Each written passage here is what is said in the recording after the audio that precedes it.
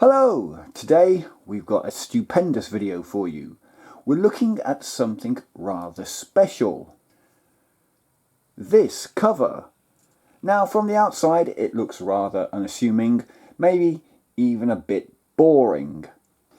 We've got a pale blue 2.5p stamp in the top right hand corner here, a London postmark and the date, the 12th of August 1905. So we're in Edward the 7th territory here, and you can see from the image on the stamp it is indeed an Edward the 7th definitive stamp. Now on the front here it's addressed to a Captain H.F. Guy, British Consulate, Brest in France. So a fairly high-ranking official representing Britain over in France there. Now then, when we turn this over, we can see the postmark of when this cover arrived in France the following day. And then in the centre of the envelope we've got this little red image of a crown, which is a fairly big clue to the contents of this letter, which I have to say are rather joyous. Well, to me at least. Right, let me get them out and put you out of your misery.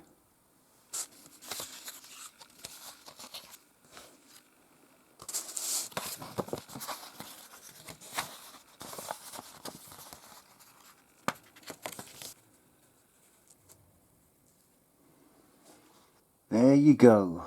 Would you take a look at that? This is my first piece of royal stationery and correspondence. So we can clearly see the royal crown, top left there, and the words Buckingham Palace just there.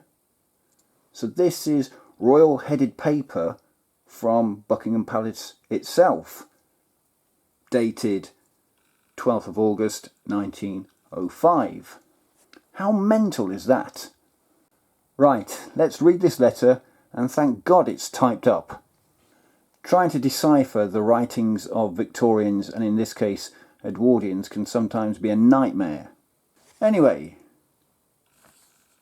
it says, Dear Captain Guy, I have submitted your letter of the 8th instant to the King, and I am commanded to thank you for it.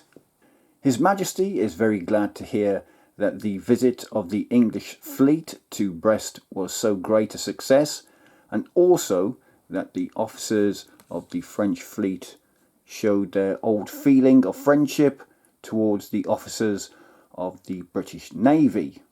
The King was also pleased to learn that Sir William May and Admiral Bridgeman were so popular.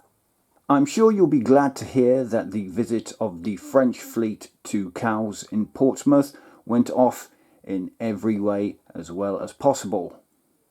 And I'm certain from what I have seen and heard that the French were much pleased with their reception by the King and Queen. And then at the bottom it says, Yours truly, Nolly.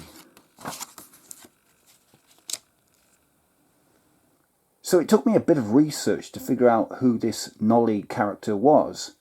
Turns out he was Sir Francis Nolly, King Edward VII's own private secretary, that wrote this note to Captain Herbert F. Guy.